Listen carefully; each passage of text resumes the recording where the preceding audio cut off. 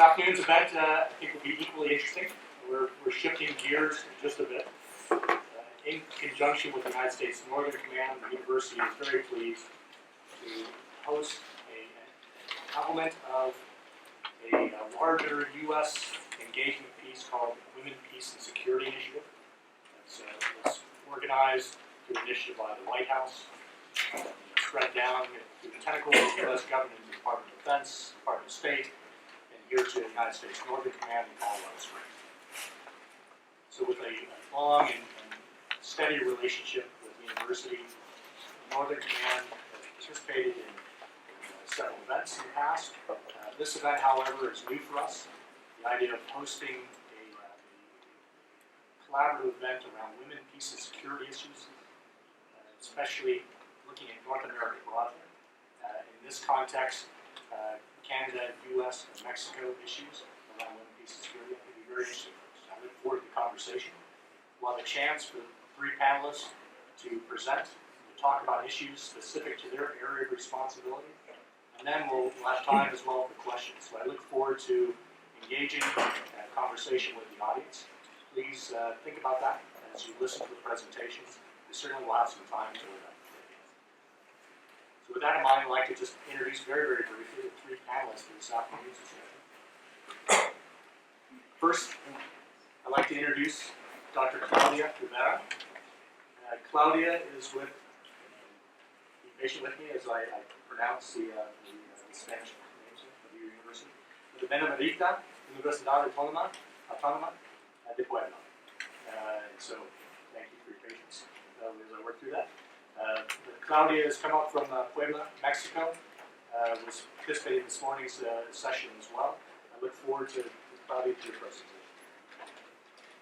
Next is Colonel Sarah Russ from the United States Northern Command, NORAD NORCOM J59, which is the Mexico Engagement Branch. Sarah, as well, has participated and led the effort at the U.S. Northern Command and Women, Peace, and Security Initiative. She'll be talking more about that. And then, certainly not least, I welcome Dr. Karen Davis from Canada. Karen represents the Canadian Military Personnel Research and Analysis Center, Defense Research Analysis Center in Canada.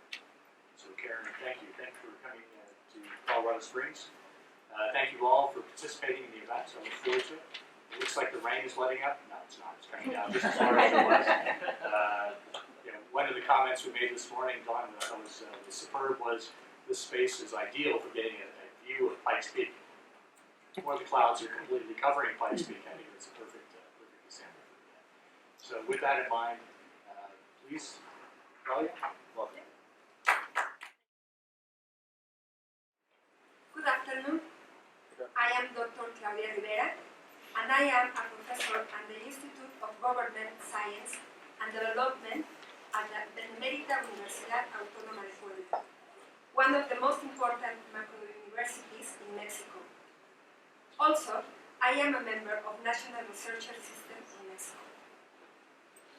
Puebla City is located only 2 hours from Mexico City, so this is an opinion from the center of my country. I really appreciate this invitation. Thank you, my friend Dr. Gondal. Also, Dr. Terry Schwartz, Dean of School of Public Affairs.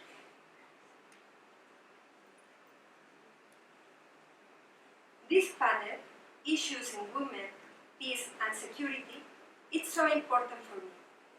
Let me explain you some facts about Mexico.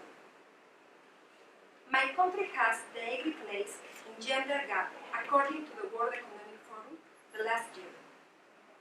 This year, we are commemorating 60 years of universal suffrage for women. As you know, our democracy is incipient and its legitimacy is fragile. In Mexico, being indigenous woman is like a condemnation for life in poverty and inequality. They are the most vulnerable people for the issues that we are talking in this panel. The half of Mexican women are living in poverty. Women in Mexico are threatened by the traffic of persons, of human organs and drugs. The 35% of Mexican women has been suffered family violence. The war against the drug trafficking that initiated in the period of the President Felipe Calderón left mass death men than the bomb of Hiroshima. Mexico and the United States share a common border, but this time I would like to remember you that we are sharing a multicultural problem which is expanding between the borders. This figure explains itself. Just let's compare the standard of living in both countries. I am talking about poverty, inequality, educational gaps, technology gaps, but we are facing the same problems with big ideological, cultural, and economic difference.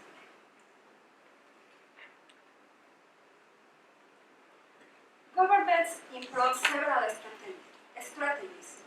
One of them are the programs between Mexican Agency for International Cooperation and Development and the USAID Agency.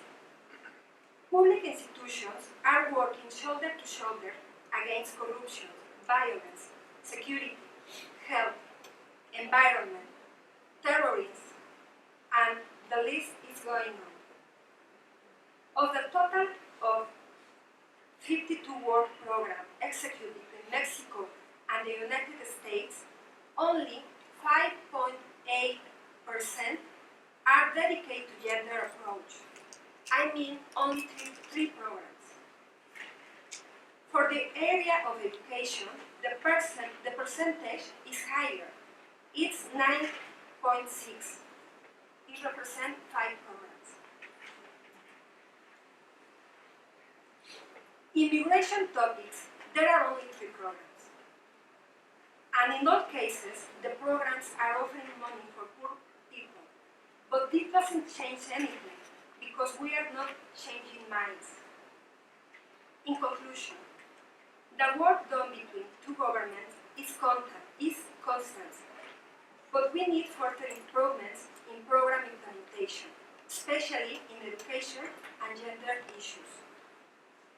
It is essential to continue programs focused on education and gender, because they are the basis for changing minds, for encourage people to have leadership, for make big change in this world.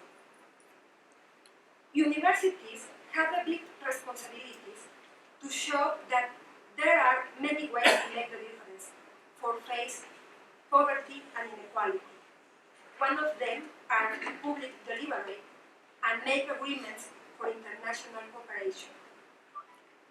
We need to make better relationship between Mexico and the United States. We need to reinforce the civil vote to achieve these great steps. Thank you so much.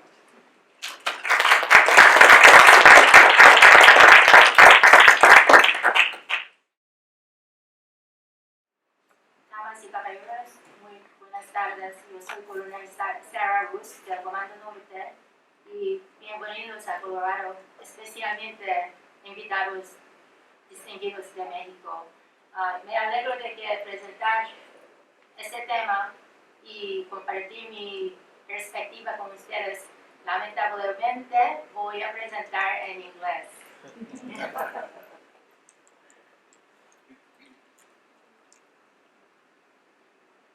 Okay, good afternoon, and I'd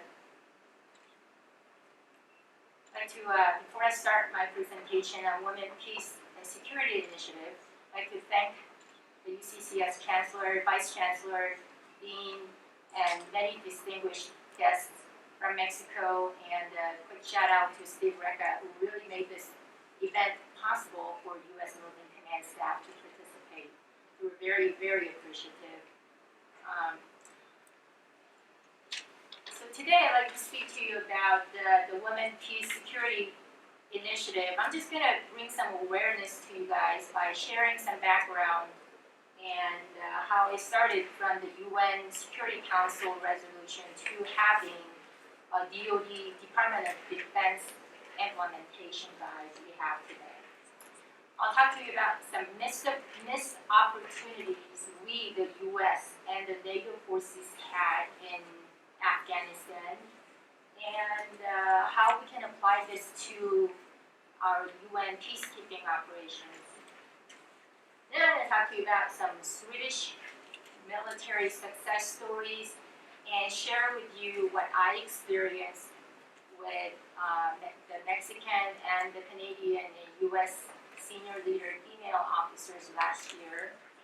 And we'll summarize it with a quick story on electronic jihad. I know you're probably going, what is that? What's that got to do with WPS? But I know I'm also, it just dawned on me, I'm all over the map. Sweden, Canada, Mexico, US, Afghanistan. Hopefully it'll make sense at the end. Okay. Quick disclaimer here. The views expressed in this presentation are mine and do not necessarily reflect the official policy or position of the DoD, the US government, or the US Military Command.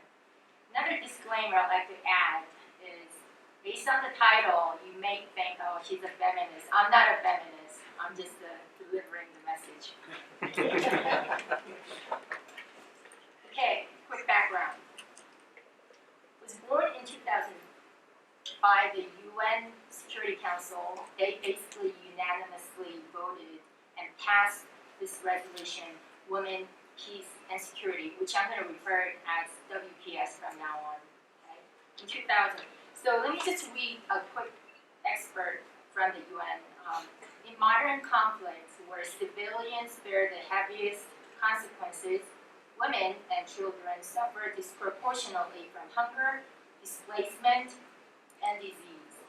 Sexual and gender-based violence is deployed frequently, and in the aftermath of conflict, breakdowns in security and the rule of law, as well as disruptions to families.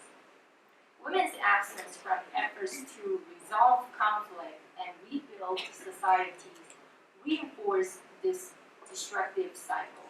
However, when you empower women and leverage them as agents of peace, we can assist in breaking that cycle. Right, that being the impetus, in 2000, the UN passed a resolution and encouraged many nations to adopt this resolution.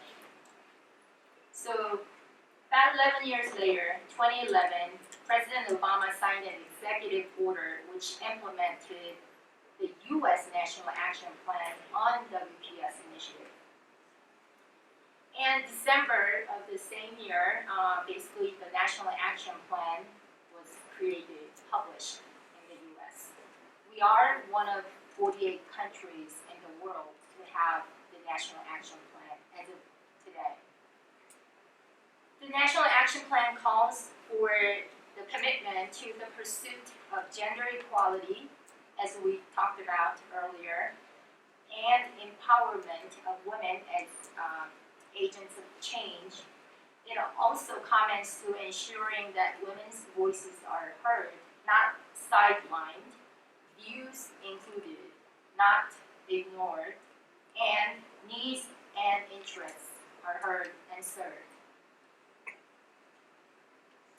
In 2012, the U.S. Secretary of Defense signed a memo basically endorsing the National Action Plan and mandating the agencies within the Department of Defense, such as U.S. Northern Command, Air Force, Army, Navy services, field agencies to adopt and implement and create a policy framework to carry on this commitment we as a country made.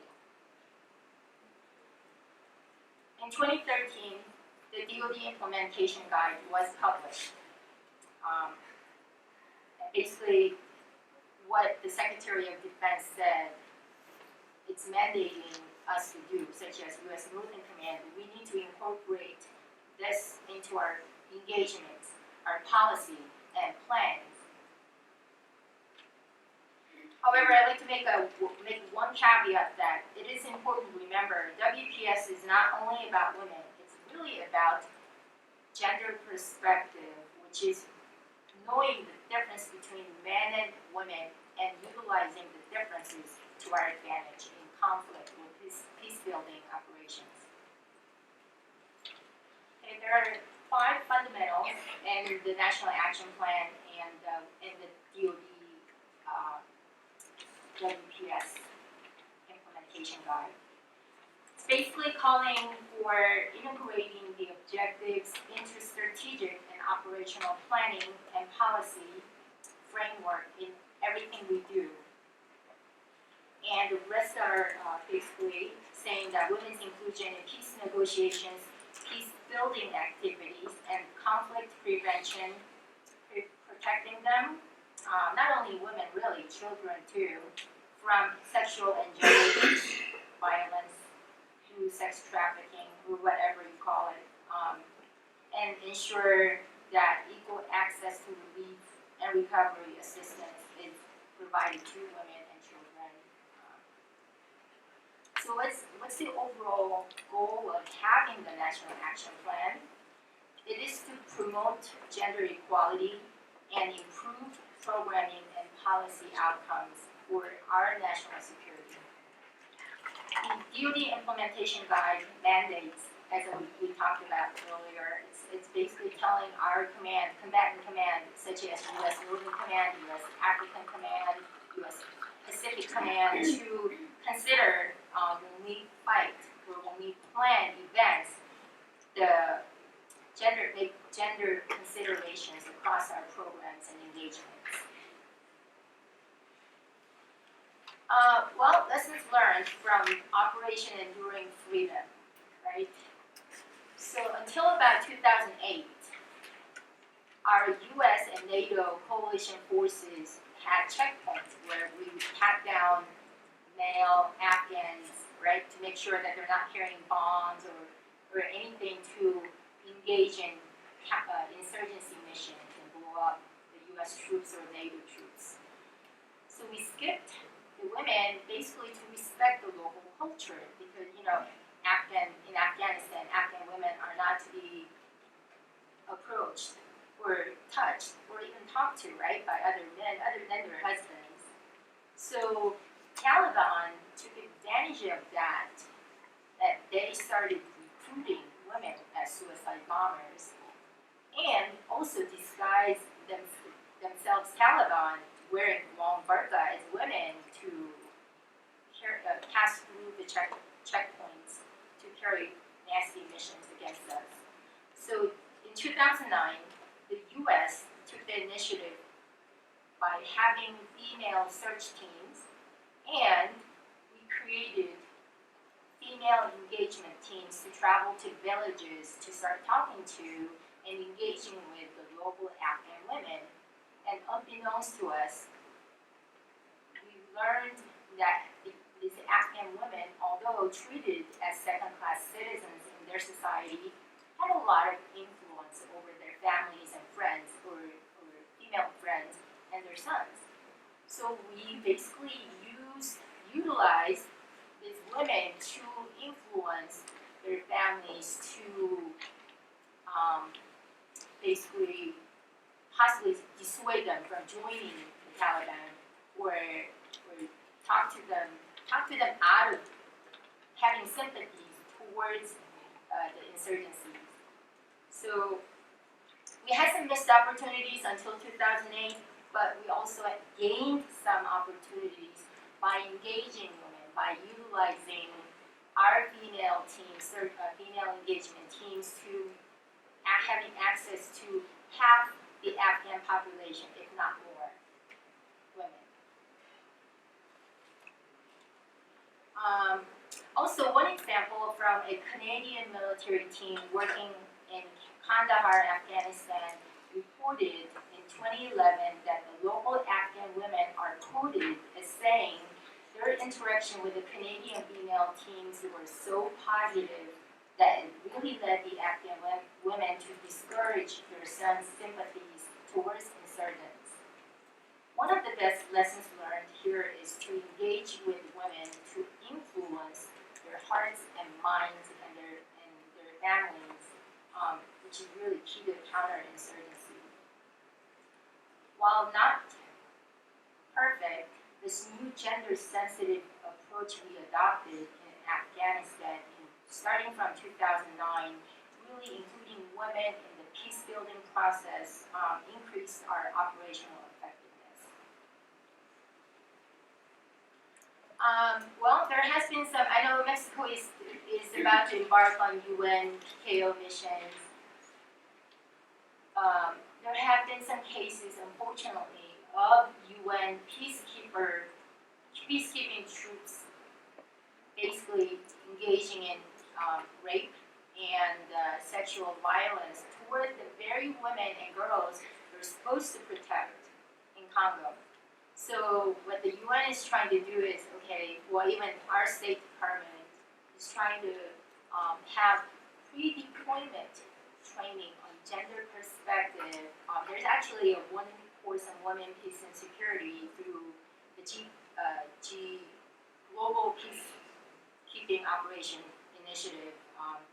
So I think anytime you send your troops or anyone abroad to do UN peacekeeping operations, we would like to have them trained and have pre-deployment training on women, peace, and security, or have some type of a gender-sensitive approach training.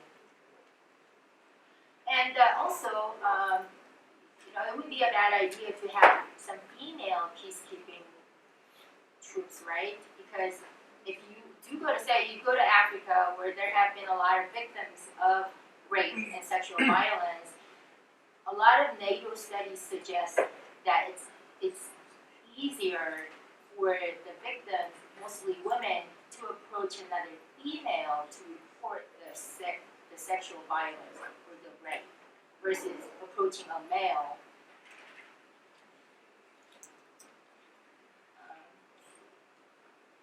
And so there are some benefits of having females on UN PKO missions as well. As of 2013, over 3,500 female peacekeepers have been trained through the GPOI, Global Peacekeeping Operation Initiative. And in 2011, for example, the initiative supported the pre-deployment training for Peruvian women peacekeepers focused on WPS issues and support of the UN mission in Haiti. Okay. Sweden is known to have great gender advisor or WPS training. They have trained the trainer course for 2 weeks at a Nordic centers, and they also have a lot of great gender advisor training. And not to mention, according to the 2014 World Economic Forum Global Gender Gap Index rankings, Sweden is ranked number 4 in the world, and the UN considers Sweden as the most gender-neutral country in the world. Where do you think the US is ranked on this index? Any guesses? Number 20. Kind of surprised me. I thought we'd, at least make number, top 10, but then we're number 20. Basically, the index ranks countries by gender-based disparities and tracks progress in closing the gap in 4 areas: educational attainment, health, economic participation, and political empowerment. I was at the U.S. Naval War College at a WPS conference a few weeks ago and met Dr. Robert Egnell. He is a professor from Sweden, also a reserve officer in the Swedish Army. And he basically cited the reasons why they're so successful, why they're so gender neutral, right? And the reasons were, number 1, the Swedish military incorporated gender advisors, not just at headquarters level, but at all levels of the military, right? And then secondly, there has been a continuous effort to increase the number of women serving in the military through some targeted recruitment. Number three, there also has been a lot of effort to provide gender awareness training to all their units, everyone, especially to those deploying on PKO missions abroad. I know I mentioned to some of you earlier that I was so fortunate to have been part of the trilateral conference last year held in Mexico City, Mexico. It was planned and co-hosted by the U.S. William J. Perry Center for Hemispheric Defense Studies and Mexico's Center for Research in North America. They call themselves CSUN at the National Autonomous University of Mexico, UNAM. As most of you know, it's a very, very prestigious college. The symposium was called "The Role of Women as Actors in the Armed Forces of North America." We had 3 U.S. Northern Command reps, including myself, 3 Canadian officers, and 3 from SEMAR, Mexican Navy and Marines, and 3 from Sedena, basically Mexican Army and Air Force. Let me show you the picture of all the panelists sitting down, and then we had 2 moderators standing in the back. It was a great forum to collaborate, share our perspectives and challenges, and to see if we can seek common solutions to our issues. It was a resounding success, and both the U.S. and the Canadian ambassadors attended for opening remarks. Sarah, I just want to mention that the U.S. contingent was led by an Army 2-star general, General Gwyn Bingham, and then we had a 2-star admiral from the Canadian Navy, Right. and the only female general officer one of 2 female general officers in the Mexican Army, and the only admiral in the Mexican Navy attended it. Right. Here's the picture of it. Thanks a lot, Oh, Rick. sorry, I took your thunder, sorry. Oh no, I'm glad. Rick was down there actually. He was core planner in this event, successful event. So here's General Bingham, the U.S. Army senior leader, basically a 2-star, representing the U.S. Northern Command. And here's the Canadian Rear Admiral, Jennifer Bennett, and Sedena, right? She's Semar. Semar and Sedena. And I think they're both in medical. She was a dentist, and the Oh, okay. Sedena lady is a Jihad Jihad. lawyer. And here's the U.S. Ambassador, Mr. Tony Wayne. So the challenges we had, basically in some of the career fields we have in the U.S., also in Mexico, there are some pioneer women, and my message was basically let's institutionalize a mentoring program for such young pioneer women. Otherwise, they're in a male-dominated field, and they could easily be sidelined or forgotten. So that was my message to them. Okay, last slide. So I was so fortunate at the Naval War College to have met Miss Megan Allary. She's actually from the National Security Center at the U.S. Air Force Academy. Can you stand up for a sec, Megan? So she wrote this interesting article which really caught my attention as a U.S. Northern Command's mission is Homeland Defense. She wrote this article, and let me just read the exact title. It is called Electronic Jihad, Women and Radicalization Using Online Social Media and New Technology. I'm like, what? I didn't know, ISIL, right? You know what ISIL is? It is well, let me just read this and then we'll go into it. 2014 proved to be an extraordinary year in the number of young Western females that were successfully radicalized and recruited by the Islamic State of Iraq and Levant. We call them ISIL, right? Online through social media outlets. Like, I didn't know ISIL had computers, much less know how to use them, right? That's my ignorant side talking. So that really caught my attention. So I'm going to briefly talk to you about this. So ISIL campaign has recruited hundreds of girls in the West, mostly from Britain, including 5 girls from our own state, Colorado, ages 15 to 19, just last year alone, that attempted to leave the U.S. to join ISIL in Syria. For the sake of time, I'm just going to get to my bottom line question here. Why are these young women getting radicalized? And what can you do to stop this phenomenon? One hypothesis is that these women are somewhat marginalized in their community, right, in their country, who become attracted to the idea of belonging to something greater than themselves that we can't offer in our Western society. So Megan points out that women typically have a strong network of connections with other women in their community. Would you say that's a true statement? Right?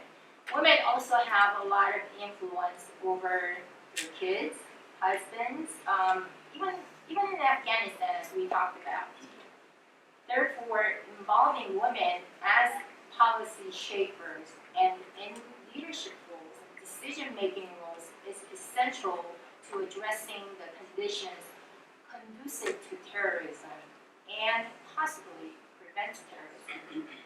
Right? Women can provide crucial feedback on the current counterterrorism efforts of the international community, and leveraging these women to be maybe the role models of those young girls, right? Very impressionable young girls. Maybe you can reap some benefits. Okay, in conclusion, our armed conflict and security issues are no longer conventional, men fighting against men. Women have been intertwined in today's security challenges that could pose a threat to our security, or they could be a solution. Which side do you want them? The answer should be obvious. We need to take a gender-inclusive approach to navigate through our security issues and challenges today. Pending any questions, this concludes my brief. Thank you. Good afternoon. I would like to also thank the organizers for inviting me to speak here today. I've already learned a lot just in the little while that I've been here. So I think my perspective is going to build on the previous 2 presentations, but it is a different perspective, I think. So in the next few minutes, I'm going to share a little bit about the Canadian experience with the integration of women into our military, and in particular, the impacts of that experience on the challenges that are facing us today. So how can we assess the impact of gender mainstreaming on operational effectiveness? That's the key question, I think, that I was asked to address today. So I'll talk about how and why Canadian military established some key research projects over the last few decades, looking at the impact of women. And then I'll look at some of the more recent activity related to gender integration, gender mainstreaming, and gender-based analysis. And finally, the question of how to impact. So just a really quick, really busy slide looking at the integration of women into the Canadian military in the last few decades. So obviously our representation has increased quite a bit.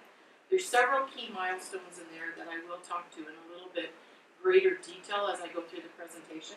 So the Canadian Human Rights Act in 1978 made it clear that the onus was on the military to demonstrate that anyone that was going to be excluded from military service, the military would have to demonstrate that they could not do the job.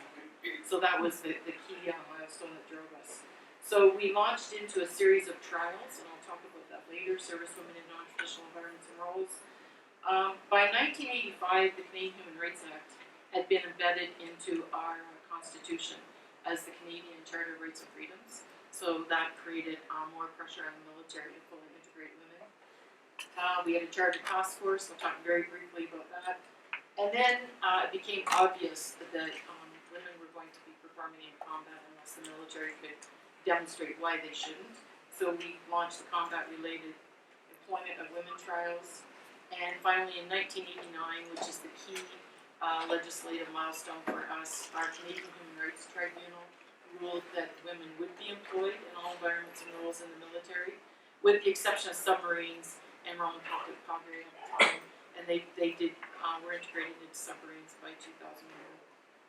We've administered harassment surveys over the years, and finally in the late 1990s we looked very closely at the experience of women in the combat arms, and all of that has informed where we are today.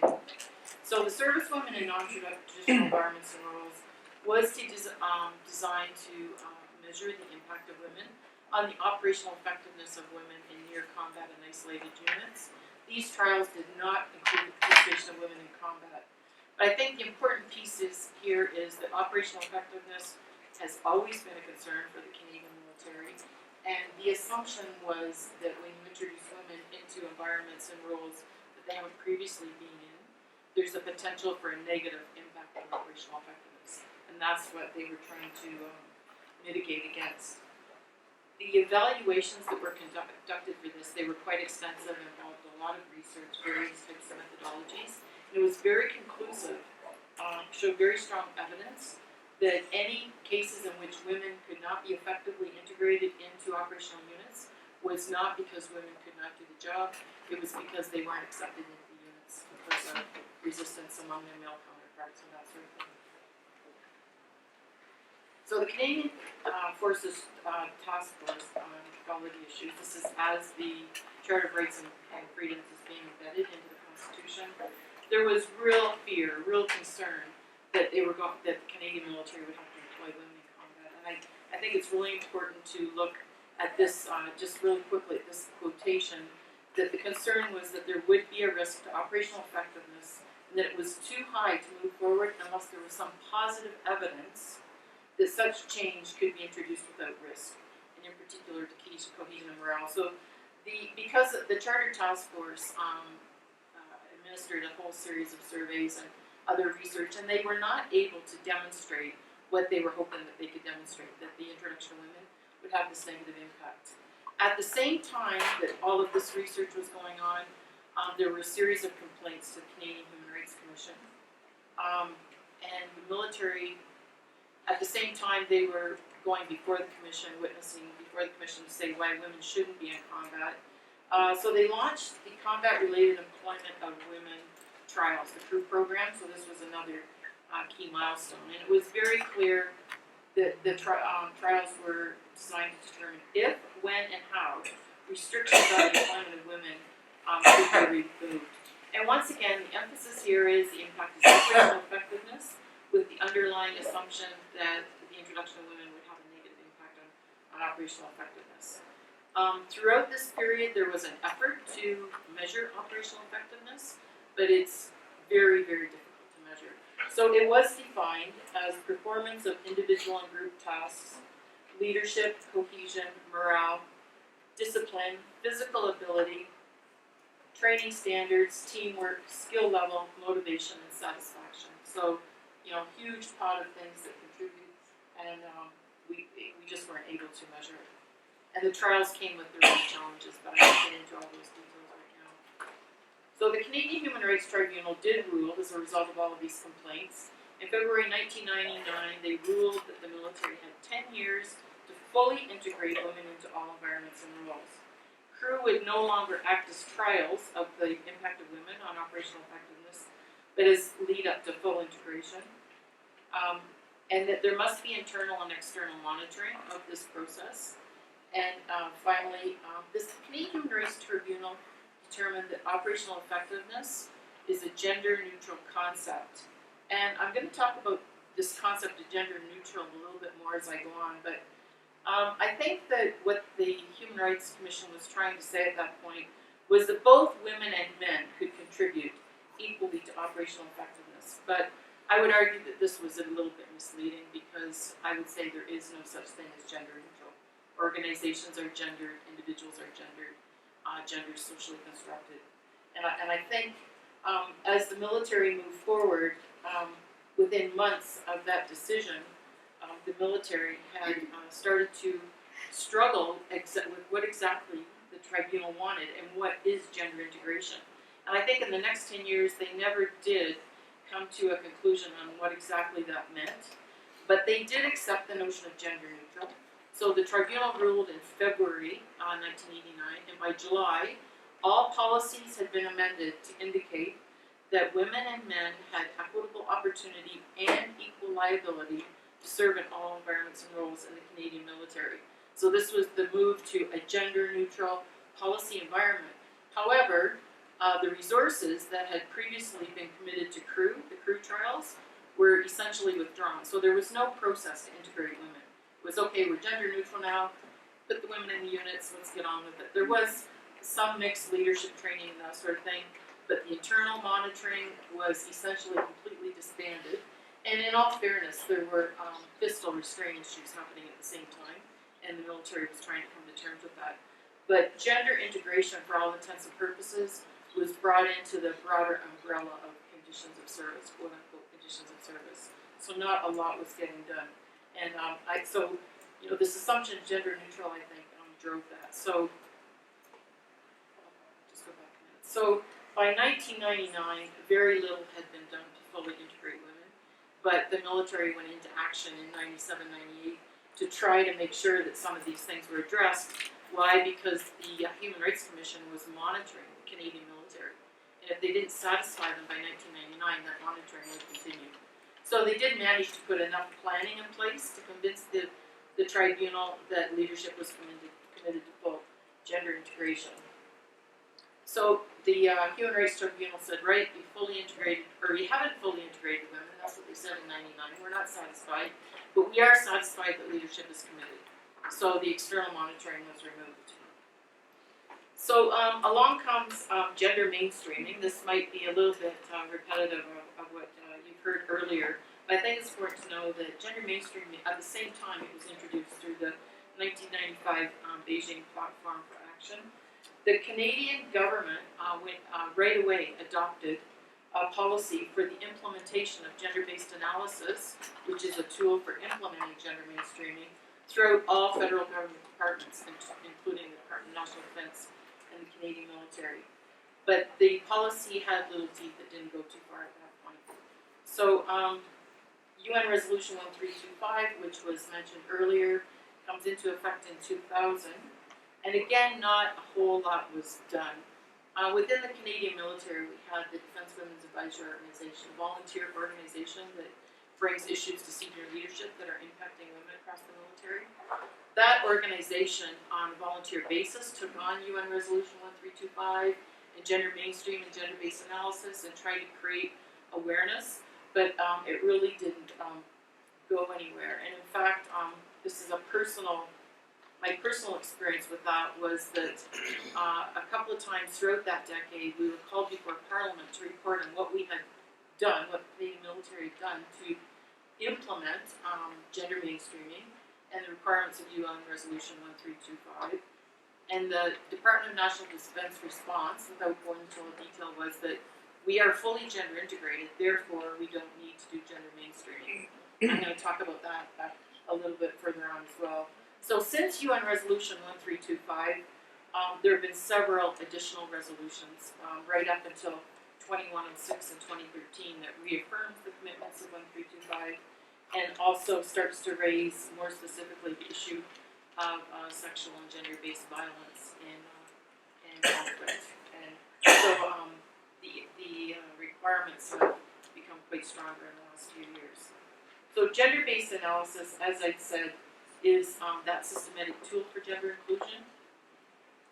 The Status Women Canada, the government department back home, they're responsible for implementing and helping all of the departments implement gender-based analysis.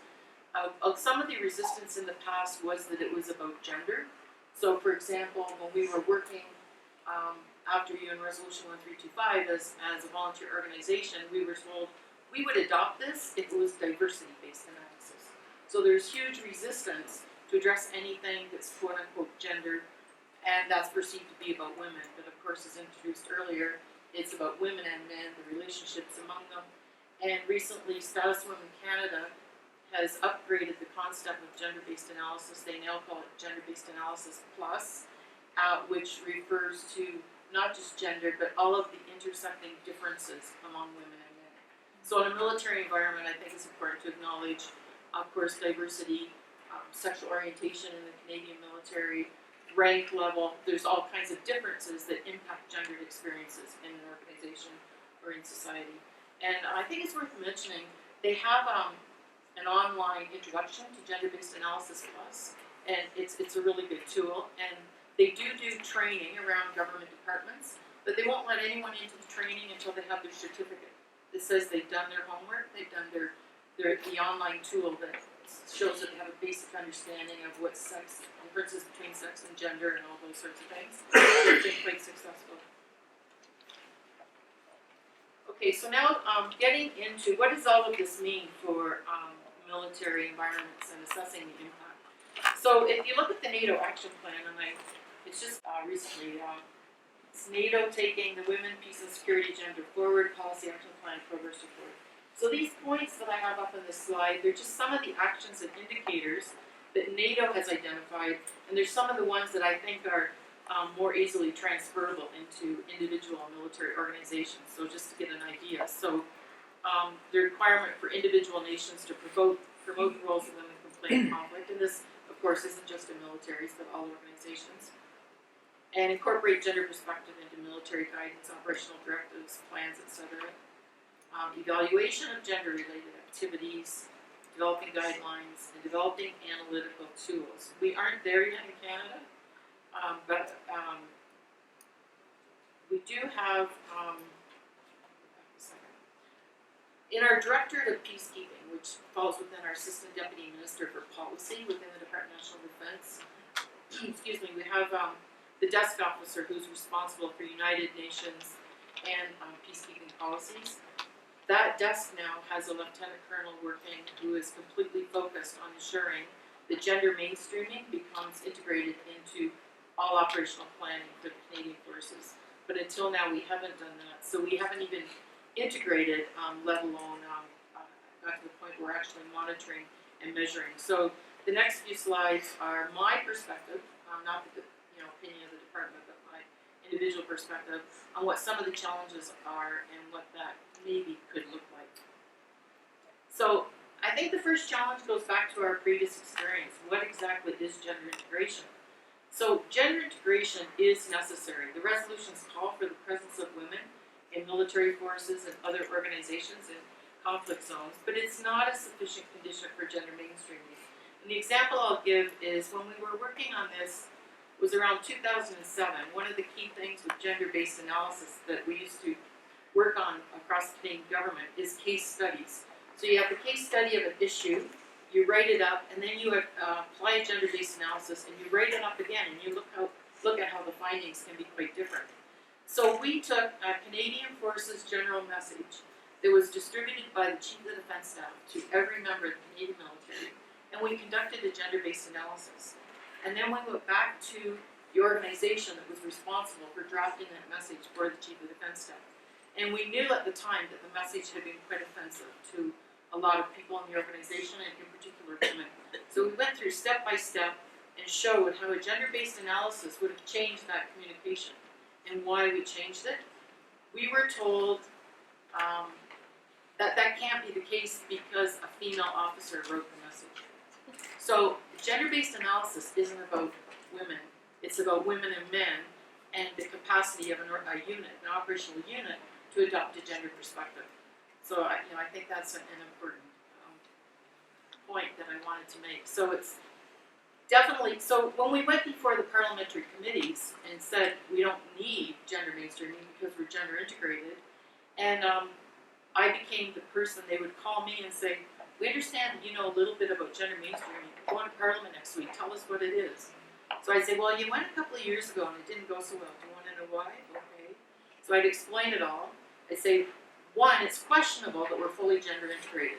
Gender integration is not something that we checked off in 1999 when the Canadian Human Rights Tribunal let us off the hook. Gender integration is a process that we have to continually work at because it's also about changing diversities. It's social change is continuous, and gender integration is a continuous process. So I think that's one of the first challenges that we have to address. So it doesn't equal gender mainstreaming. Gender neutral assumptions. Okay, that's the next one. I was actually at a workshop last week in Geneva where the Geneva Center for Democratic Control of Armed Forces is developing a handbook for prevention and response to gender-related complaints in armed forces. I gave a presentation that used a particular Canadian military case study about the persistent denial of women in the Canadian military as women. That's not to say that they aren't valued. They are valued and their contributions are recognized. But there's a persistent insistence that they're not just female soldiers, they're soldiers. They're not just female sailors, they're sailors. So, and that's meant as a good thing among the troops. That's I think conveying the value that everyone believes that women bring to the organization. But the unconscious denial that they're different, that they are women, that there are women and men, is what I think is problematic in terms of gender neutral. Finally, assessing and measuring operational effectiveness. Tried it, been there, done that. We haven't been able to do that yet. The operational effectiveness, it's a very complex issue and many things come into it besides just the military. It's the political and social environment, public opinion, all of those sorts of things. So I don't think we can accurately measure operational effectiveness, and we have to remember that when we were trying to do it before, the focus was on what might be the negative impacts of women on our operational effectiveness. So not only do we have to figure out how we have to figure it out, we also have to make a shift on recognizing how the contribution of women might actually enhance operational effectiveness. And I think that's a difficult shift for an organization that's always done a pretty good job. I mean, the Canadian military is, I'm very proud of the Canadian military. I served myself for 22 years. It's not to say we don't do a good job, but how can we be more effective by being more gender inclusive? And finally, I think there's a bit of risk aversion. You have people out there who you don't want to create the impression that somehow the organization hasn't been doing a good job up until now. So there's, I think leadership is a bit reluctant to, there's a bit of risk there when you say that women bring added value. So they don't bring added value because individual women are better. They bring added value because it's a mixed gender unit, which is different. But leadership is in a position where they have to ensure that all members feel highly valued and contributing, and it's a tricky message to an organization that's predominantly male. And finally, whose performance will be assessed. We said earlier when we did Swinter and Crew, we're measuring the impact of women on operational effectiveness. But essentially, we are measuring the performance of women. This isn't about measuring the performance of women. It's about measuring the ability of units to adopt a gender perspective and contribute to operations. So here's just some examples of what I think are the way ahead. Internal and external monitoring, I think, is really important. I think that we should be assessing capability, unit capability before they go into operations, rather than assessing the outcome, and accept the assumption that if the capability is high, that the results are going to be positive. External criteria, as I said, I think external and internal are important. So although I think the units internally can establish their own objectives and to a certain extent assess their own capability in terms of gender capability, that there has to be some external guidance on how they're going to do that. Leadership capability, I think that the notion of gender advisors and those sorts of things is very, very useful, but I still think that leadership has to have a particular awareness of gender-related process and what that means to how they're employing their troops. Gender representation and gender processes, gender inclusion, rates of harassment, all of these things. I think for the first time we're seeing, we're a bit siloed, I would say, that we have a gender, it's a gender integration program because we have an Employment Equity Act in Canada that demands that we report representation rates, but that's, to date, has been kept separate from operational effectiveness. So I think the two are related. The two, one contributes to the other. So I think there has to be more of an assessment of gender preparedness at the unit level and the extent to which you're integrated and gender informed. Gender mainstreaming, objectives embedded, post-mission assessments and lessons learned, and then finally, I think external monitoring of these post-mission assessments. So I'm going to close there. But I would just, in conclusion, just reinforce that historically, the participation of women is focused on negative impact, and we need to move to positive. It's not about performance of individuals, it's performance, it's about assessment of gender integrated teams. And I'll leave it with that there. Thank you.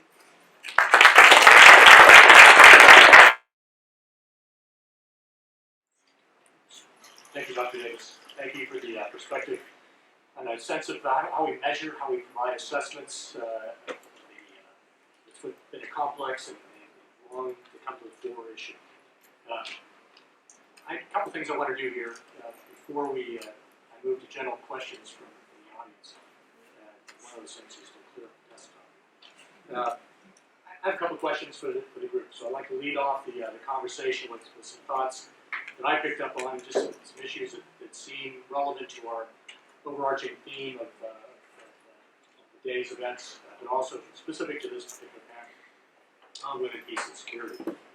So the first question that comes to mind, I spent a lot of time working with disaster management, emergency management, nationally, internationally. I work with non-governmental organizations. Members here in the audience are very familiar with those types of operations as well.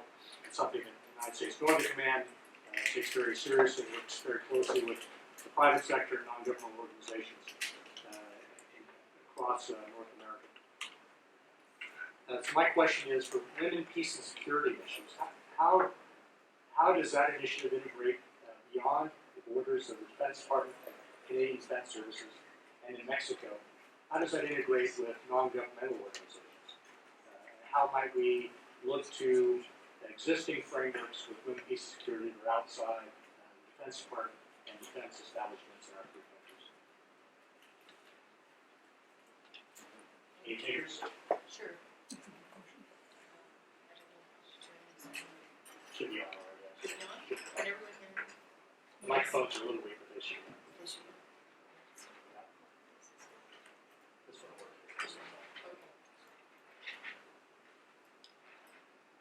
Yeah, excellent question. And my response to that was that the military can't execute a business security agenda without substantial consultation and work with NGOs. And I forgot to mention in the presentation that this book here, which was produced by the Geneva Center for Democratic Control of Armed Forces, and also the Organization for Security and Cooperation in Europe, integrating a gender perspective into internal oversight within their forces. And it has guidelines in here for and identifies the importance of negotiating and consulting and working with all of the organizations that are involved in a conflict zone.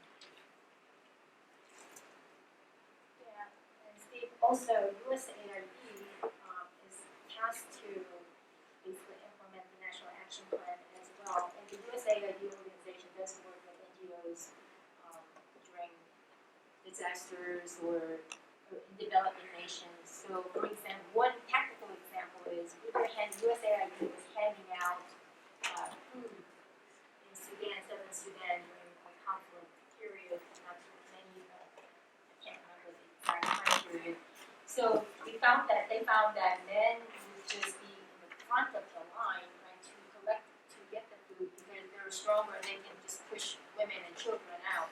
So we started just handing out these donated articles and food items to women where they would not, when you took them to give them to women, they would end up feeding the families of the town versus the items we would hand out ending up in black markets, right? So it's through education and training of our governmental organizations first, and then train the trainers. So let us train, go out and do the missions abroad via UN peacekeeping missions or USAID missions in developing nations to work with NGOs. A mí me parece que desde la perspectiva de México estamos pensando en el desarrollo alternativo. Esta visión que le han llamado desde el sur-sur, donde nos permite a través de las cooperativas encontrar una visión un poco al margen de lo que nos marca el modelo neoliberal. Y esto nos ha permitido empezar a generar desarrollos con las mujeres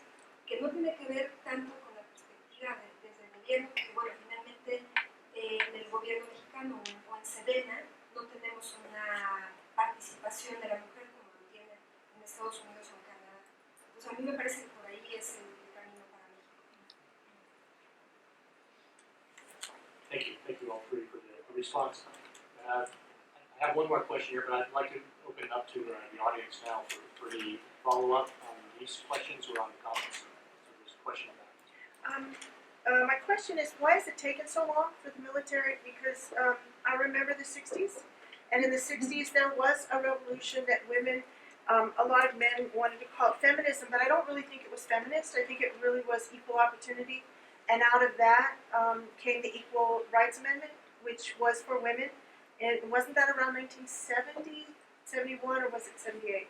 I don't, my mind doesn't remember, but why has it taken so long for the military to acknowledge that women have these capabilities in light of the fact that many women that emerged from the 60s and 70s became scientists, IT specialists, engineers, political advocates, and did a lot of really good work?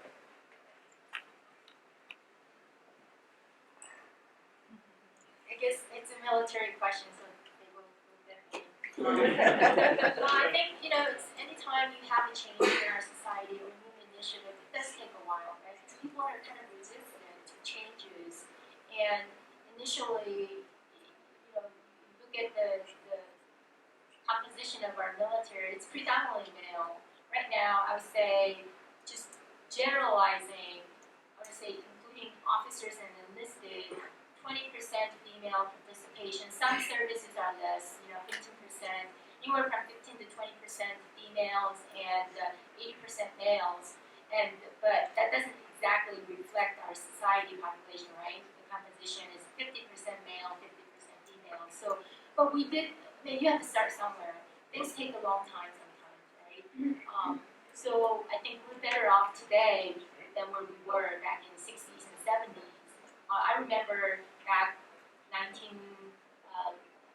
was about 10 years ago, I was in my flight suit. I just got off a flight commission, and I happened to stop at a grocery store because I had to get something on the way home.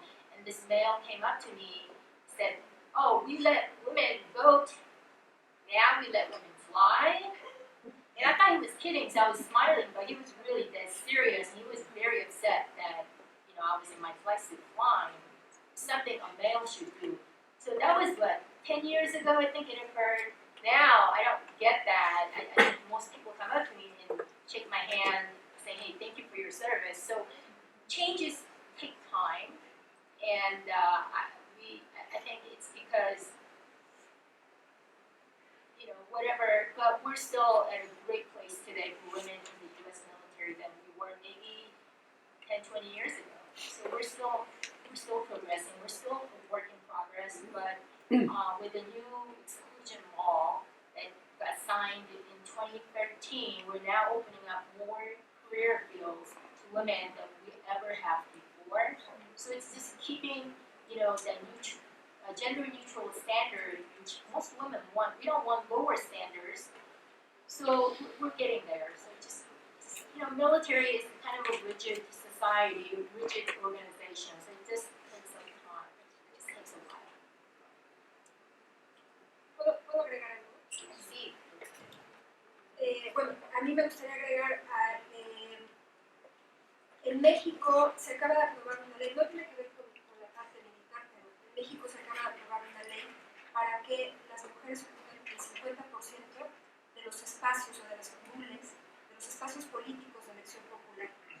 Y eso para las mujeres mexicanas es un gran avance. Sin embargo, aunque en el espacio político se están dando estos caminos, realmente en la vida práctica y no se está reflejando en la elaboración de leyes en pro de la mujer, tampoco se está reflejando en mejoras a la igualdad o a la educación. Entonces, yo estoy de acuerdo, me parece que los cambios son paulatinos, tendrán que ir poco a poco, y bueno, en una sociedad como la mexicana, donde nos ocupamos el lugar por 84 en cuanto a brecha de género, ¿no? Solo estamos por arriba de China y de India, pues a mí me parece que el camino es mucho más lento. Thank you, sir. Thank you, Claudia. I have a question. Will we go this side of the room first? Steve, I have just a comment, not a question. I'm Rick Taylor from the Center for Atmospheric Defense Studies at Fort McNair in Washington, D.C. I have the Northcom. I just want to give a visual. I'm a visual thinker, and I want to talk about something just briefly that's at the core of the Women, Peace, and Security Initiative and the implementation strategy in the Department of Defense. Last week, some of you saw on television the riots in Baltimore. Manifestaciones con violencia en Baltimore, la ciudad de Baltimore. And there was a woman in Baltimore who, named Toya Graham, who came out of the crowd and she saw her son rioting, and she stopped him from rioting. If you didn't see that, you should check it out on YouTube. Some people disagree with her methods, but nobody disagrees with her effectiveness because she took her son out of the fight, and he's not going to be rioting anymore in Baltimore. Now, fast forward now to a company commander in the Army or in the Marine Corps in Fallujah, Ramadi, or Mosul in the Mideast, and they're walking through an urban area. If they had a woman with them who was a gender advisor, and she was able to place a woman in a room having tea with a bunch of other women in the area of the fight, and she was able to talk to some of those women to keep their sons out of the fight, that's a core example of the implementation strategy in the Department of Defense that we're trying to get to in the importance of women. With respect to the other commentary about equalizing the role of women in the military, that's a key aspect of the value of women in the fight. So, to play out those concepts. In that context, my question relates back to the conversation for today's event, which is, in my mind, around human trafficking, drug trafficking, violence, murder, rape, all of those things. With the enlarging and empowering voice of women in military and academia,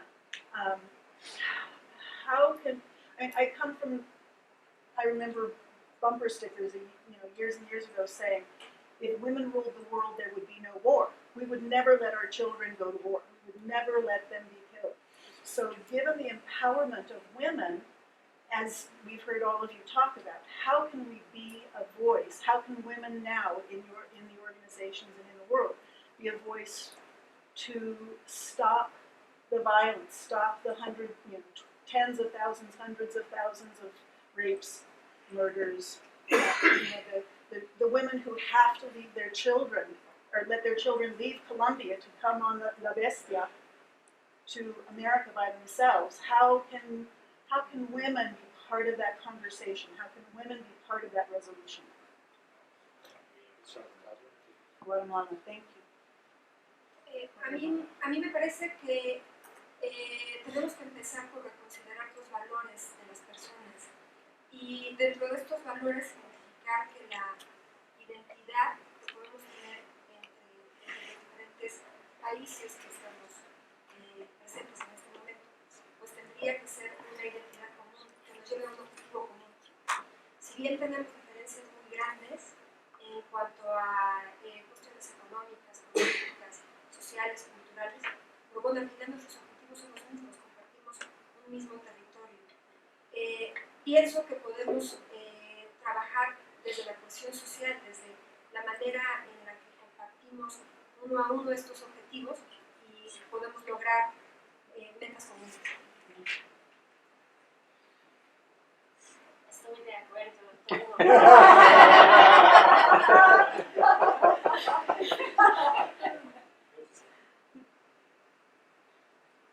Okay, another question, please. Right in front. Please. Yeah, okay. I'm a mother and I've been living 26 years in Mexico and 26 years now in the United States. So I'm half and half. But I think as a women, we have historical being in the back. Sometimes before Christ, always the women be in the back. So little to little, we get there. But that woman, we can start the seed in our house, with our children. I have 2 boys, wonderful boys. I come in with a family with 5 brothers. So always be with men. And really really be empowered by them. Yes, I have a great father. My dad was one of my big mentors, and I think as a women, we learning to teach our children that values. That woman, they was straight her son to the head and bring it back in Baltimore.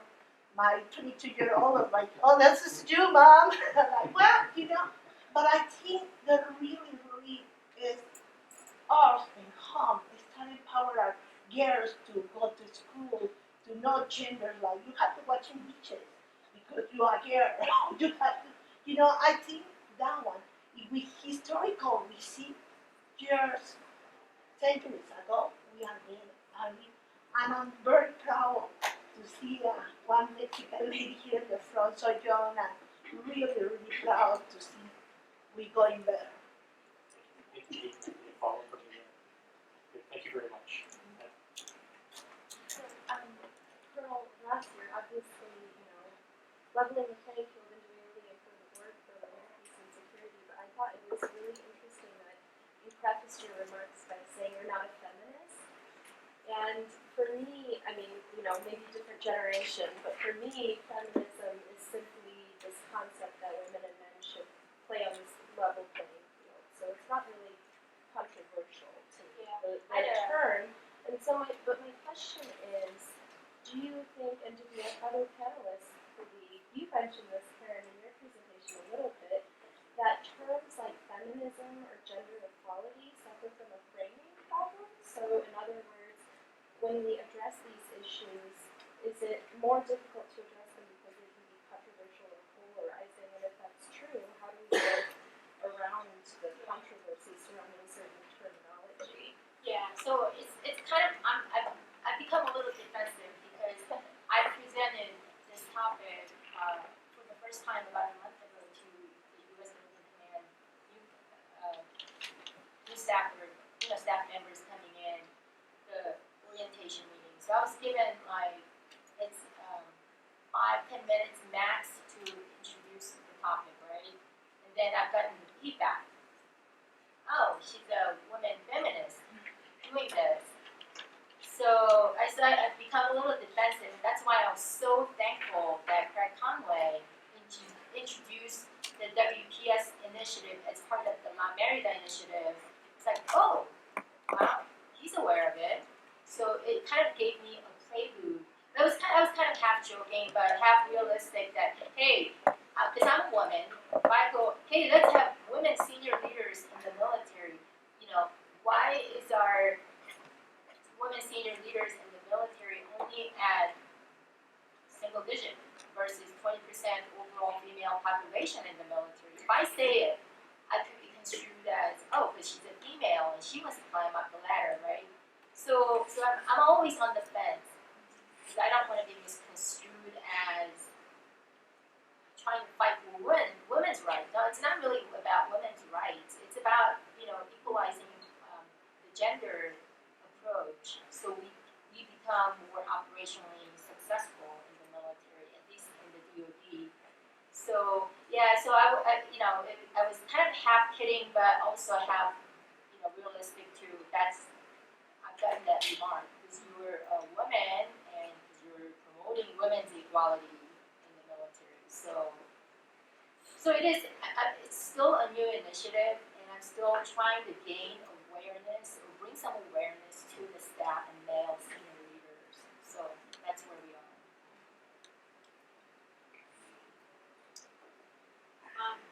Your question, Zoe, is a question of framing the issue, and definitely the word feminist is problematic in a defense environment. I know that since the 1990s I was accused, in a quite angry way, publicly often, simply because the research agenda I was given was to look at the experience of women in combat arms. But then we moved on to gender mainstreaming, gender-based analysis, which is supposed to be about gender, and there was pushback there because it's really about women. So maybe framing is part of it, but there's something going on. There's a fundamental resistance to changing the gender status quo, and I don't know what the answer to that is, and I would love to hear what other people think, but this notion that if it was diversity-based analysis, we would address it, and, there's, scholarship and, people saying that if we take away gender, then it becomes invisible, gender becomes invisible, and that's where you get to gender neutral, that, all women and men are the same, and then you lose the essence of what you're trying to do, what you're trying to change. It's a very complex problem, and I'd love to hear some solutions.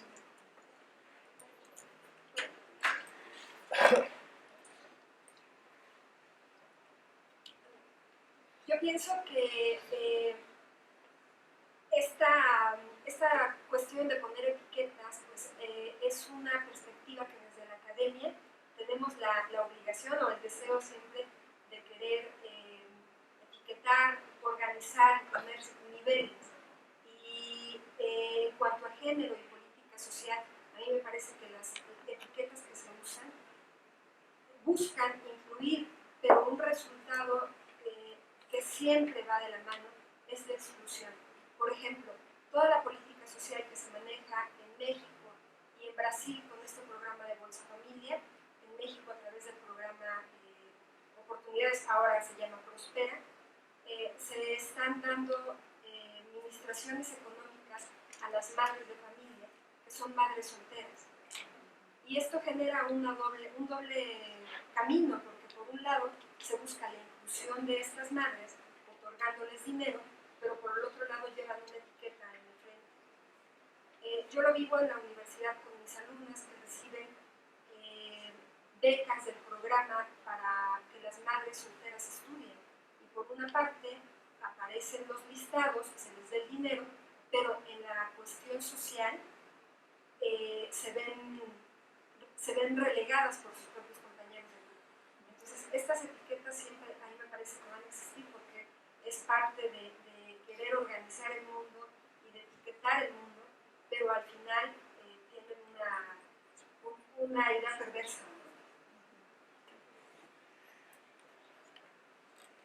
Just double check side over here, door to the left side or the right side. Great. One of the issues that we really haven't focused on so far is the issue of gender-based violence. And especially in conflict zones, there's a growing body of evidence that indicates that gender-based violence isn't coincidental to the conflict. It's an actual tactic that is used by military forces, insurgents, extremists, cartels, to disrupt the social fabric of the family and of the community. The important, Rick's example, I think, is key here. So I'd be interested in hearing from our panelists what the Canadian military, the US military, and sort of Mexican government agencies writ large, how they're dealing with this issue in terms of, the sensitive treatment of victims in a way that sort of reintegrates them into the social fabric as opposed to having them be marginalized because they're victims of gender-based violence through no fault of their own. How does that fit into, for instance, the Women, Peace, and Security issue? Well, it's one of the UNSCR 1325 resolution. It's at the core centerpiece, right, of the agreement, the accord. It is not only treating the victims, we're also returning them back to society. Also, there are some female combatants in certain parts of the country or in certain parts of the world, right? How do we reintegrate them back to society, back as mothers, back as, wives? So I don't think to be honest with you, I haven't really seen or heard any initiative within the U.S. Department of Defense on how to deal with that. No, I haven't seen any formal initiatives from a Canadian military complex either.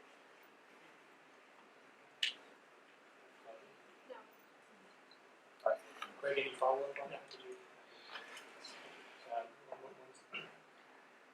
Okay, please. You were talking about the gender neutralism in the military.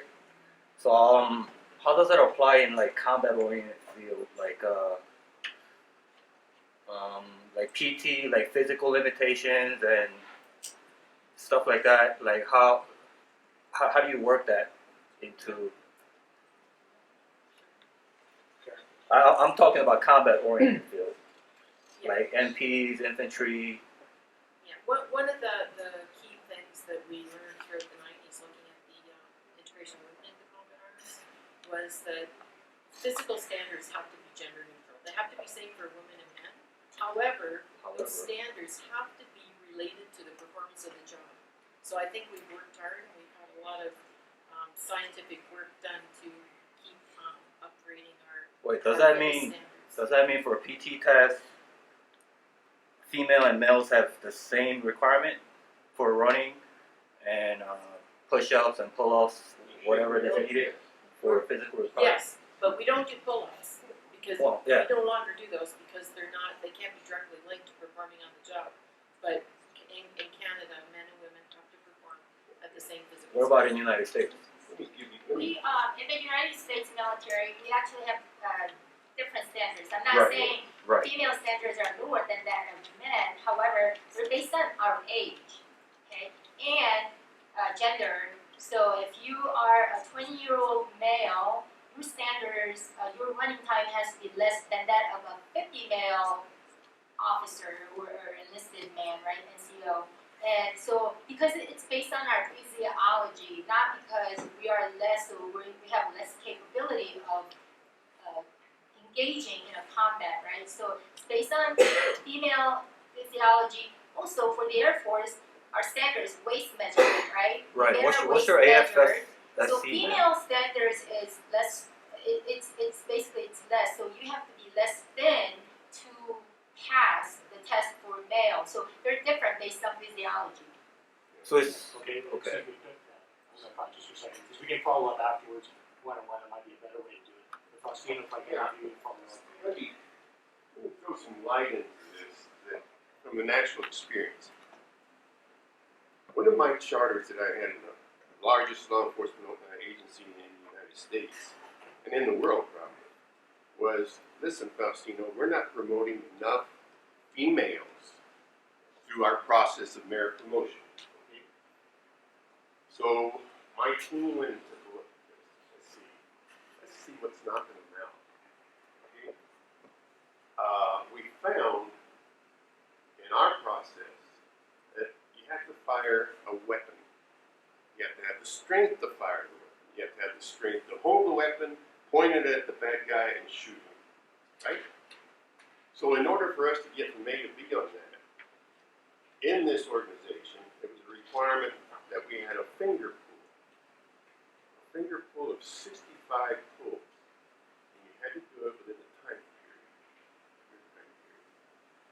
Now, when we looked at it closely, we found that the finger pull was knocking out something like 75 to 80%, 75 to 85%, it's been a long time, of the women from the merit promotion program, okay?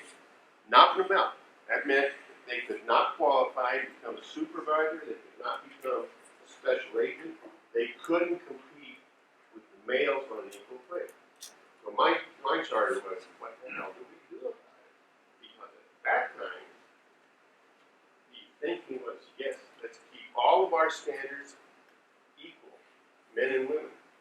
So somewhere along the line, one of my smartest agents said to me, Faustino, why can't we have different standards based on physiology, based on the size of the female, and based on the size and strength, the natural second strength of women? We did it. We implemented it for 1 year. It was a different standard. And we were thinking, well, the guys are going to say, hey, we're going to file an EEO complaint because it's disparate treatment of men against women. Nobody filed a complaint. But in 1 year's process, there was something like 200 women promoted in 1 year's process for that simple thing. So what I'm saying to you, man, I agree with you both basically, okay? You've got to find a way to do it. And if you're sincere about getting equality, you have to take in those considerations that are physiological, and you have to take in consideration of something that this panel has not mentioned. Women come from different cultures. Just look at our panel right here. Different cultures. So when we're looking at the sociological aspects of this, it seems to me has to be a critical issue into how I handle you, how I handle you, and certainly how I handle you. An excellent panel, educated panel, but their culture makes the difference. And that culture overrides and comes into the work environment, and that's what we're talking about here. Now, if you're in the military, it comes into the work environment. By the way, I think the United States has done a hell of a good job in promoting women. I've seen more lieutenant colonels and colonels that are females than ever before. I'm sorry, I didn't mean to get caught up. It's just that I was right there. Thank you, Faustine. We'll have a chance, well, Faustine was on the next panel as well, so we'll have a chance to hear some additional commentary on a different topic, perhaps, so that we're following. So very good. So thank you. Good conversation. Any other questions from the audience? Yes, ma'am. Well, earlier I asked Mr. Conway, I hope I'm not putting words in your mouth. I said, some of these programs that were talked about in the morning, how, promoting educational programs so that women in Mexico would have a better standing. I said, well, that's all good and well, but I see a big need for it here with with the Hispanic population here in the United States.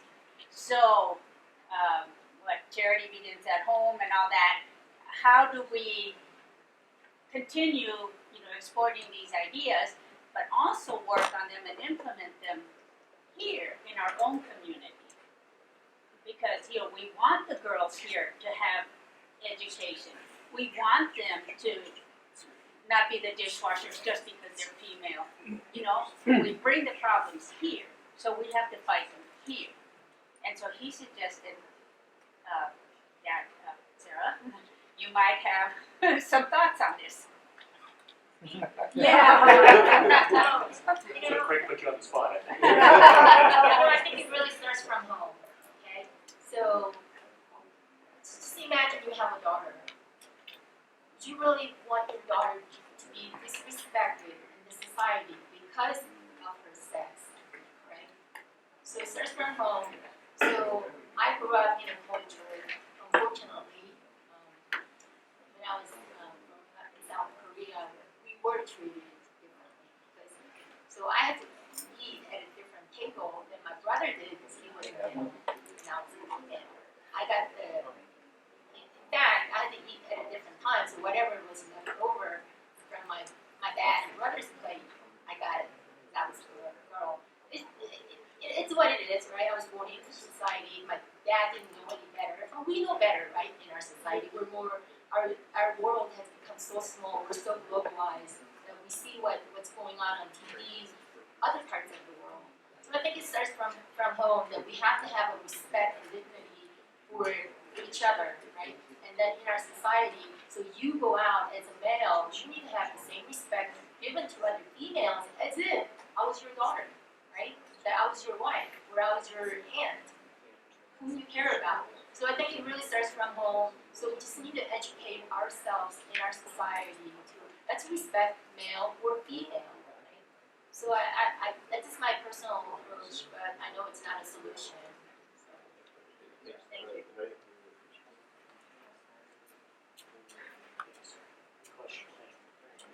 I have one more question, then we'll wrap up the panel. We are studying the University of Colorado Springs. We have several prominent universities represented. We have Australia. So maybe if you could start with this question. As we look at peace and security issues, where does higher education, what might our role be to enable this process? All three of you, the questions you've tackled, where might universities, higher education generally fit into this within peace and security initiative? So there are many aspects we mentioned. We talked about, from Karen's point of view, we talked a bit about how we integrate women into military functions.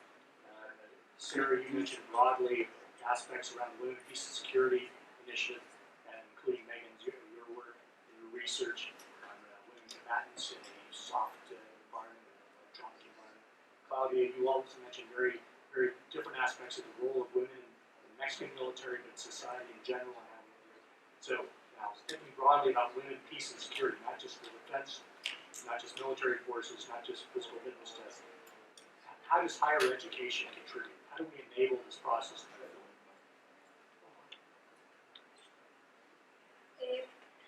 Les voy a dar unos datos que pueden parecer, más bien que son muy interesantes. En México, solamente el 1% de la población pertenece al Sistema Nacional de Investigadores. Aproximadamente 11,000 investigadores. De este dato, solamente el 33% somos mujeres. En el instituto donde yo trabajo, que se llama Instituto de Ciencias de Gobierno y Desarrollo Estratégico, existimos 34 profesores, de los cuales solo 7 somos mujeres y solamente 2 somos miembros del Sistema Nacional de Investigadores. Yo creo que el camino es muy largo para las universidades en México. Tienen que empezar por reforzar la entrada de las mujeres a la universidad. Y esto va de la mano con, estoy totalmente de acuerdo con lo que decías hace rato, es una educación que se da en casa, no es una educación que se da en la universidad. La universidad se refuerza, pero se da en casa.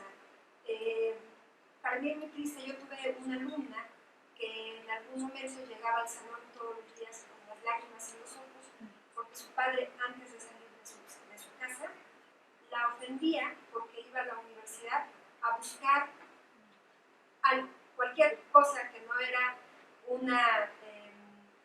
una mejora para su vida. Entonces, pues esta brecha de género sigue siendo muy grande y finalmente creo que puede revertirse si educamos a las madres.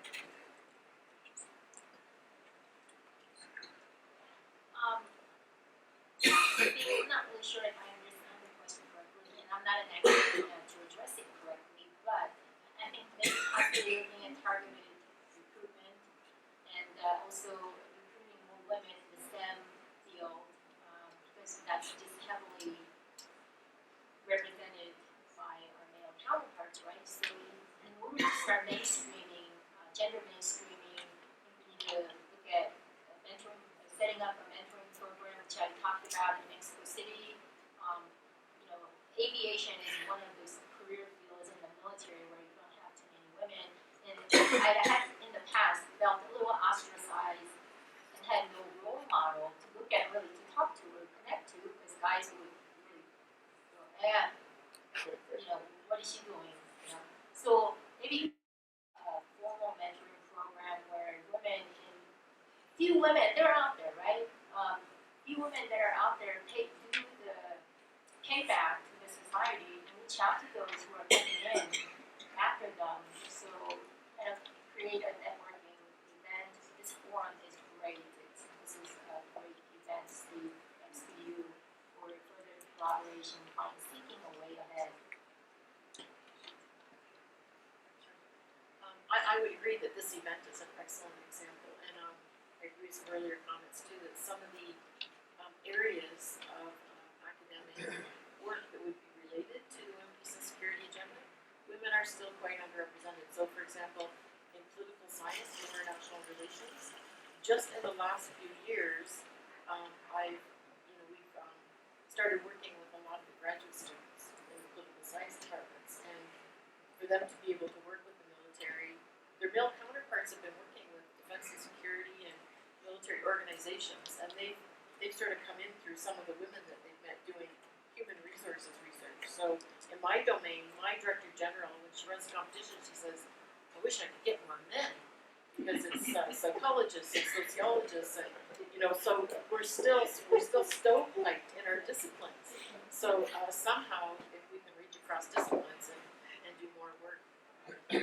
And organizations like Women in International Security has certainly done a lot in Canada to put together female scholars with women in the military and with defense issues. So if we can support organizations like that as well.